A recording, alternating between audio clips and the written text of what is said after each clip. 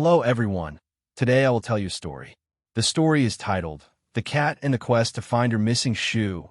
Please like and subscribe to my channel if you appreciate me. You can skip this if you don't like this video. Thank you very much. The story begins as follows.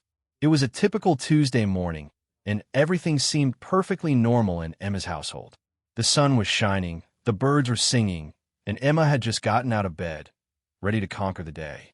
As she got dressed, she reached for her favorite pair of shoes, the ones with the soft leather and just the right amount of heel for a little extra height. But something was off. One shoe was missing. Where did it go?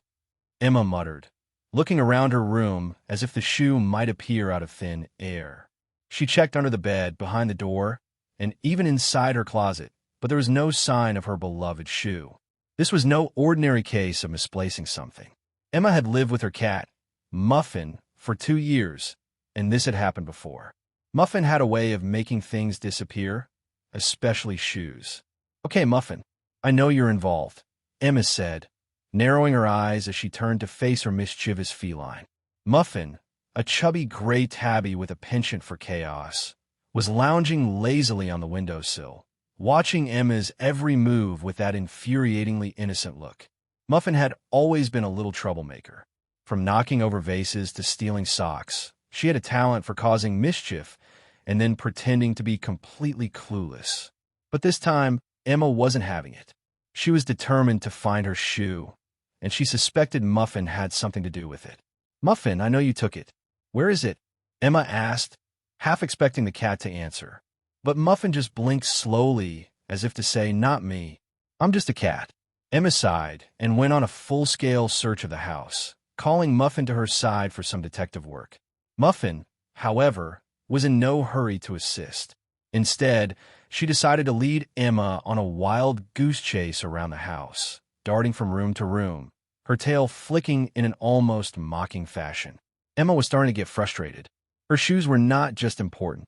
They were her favorite shoes, and Muffin had a history of stashing things in weird places. But where? Emma followed Muffin from room to room, with the cat acting as if she were the guide on this absurd scavenger hunt. Muffin would occasionally pause, then scamper off with a flick of her tail, daring Emma to keep up. First, they searched the living room, where Emma checked the couch cushions and under the coffee table. No shoe. Muffin, clearly amused by the situation, jumped onto the bookshelf, knocking over a couple of knickknacks in the process. As Emma climbed onto the chair to check the shelf, Muffin darted away again. This time, Emma swore she saw the cat smirk. You think this is funny, huh? Emma muttered. Next, they headed to the kitchen, where Emma checked the pantry, because Muffin had once hidden a sock inside a cereal box. No luck. Muffin was still 2 steps ahead, hopping into the laundry room. There, Muffin paused and sniffed around the laundry basket, as if waiting for Emma to join her. Could be. Emma eagerly dug through the pile of clothes, hoping to uncover the elusive shoe. But instead of finding her shoe, Emma unearthed a random assortment of items: 3 socks, an old tennis ball, and a rogue hairbrush. Really? Emma exclaimed in exasperation. How do you manage this? Where do you even find these things? Muffin sauntered over, rubbed against Emma's leg, and purred as if to say, Patience, human. Your shoe is closer than you think. Emma groaned, still determined to solve the mystery. If you think you're getting away with this, Muffin, think again. You might be cute, but I'm not giving up. But Muffin wasn't done. She darted out of the laundry room and headed straight for the hallway. Emma's heart sank. She had a feeling she knew where Muffin was leading her now.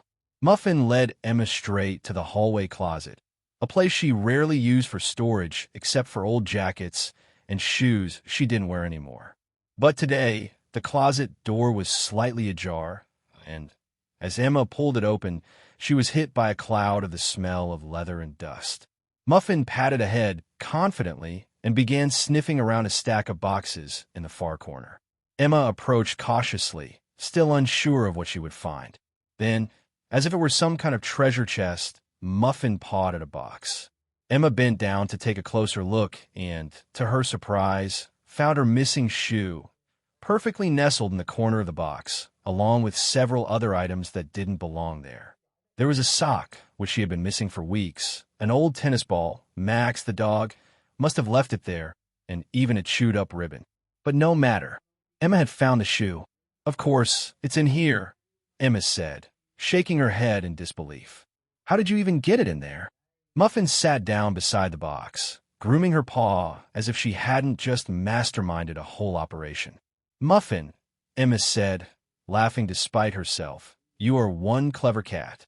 I'll never understand how your little brain works, but you definitely got me this time. Emma picked up the shoe, holding it triumphantly in the air. Muffin's eyes gleamed with pride. She might have been a troublemaker, but she was a smart one. Emma was exhausted from the search, but at least she had her shoes back. Well, Muffin, Emma said, shaking her head as she slipped the shoe on her foot, I've learned my lesson. Never underestimate a cat's ability to hide things. But just so you know, I'll be keeping an eye on you from now on.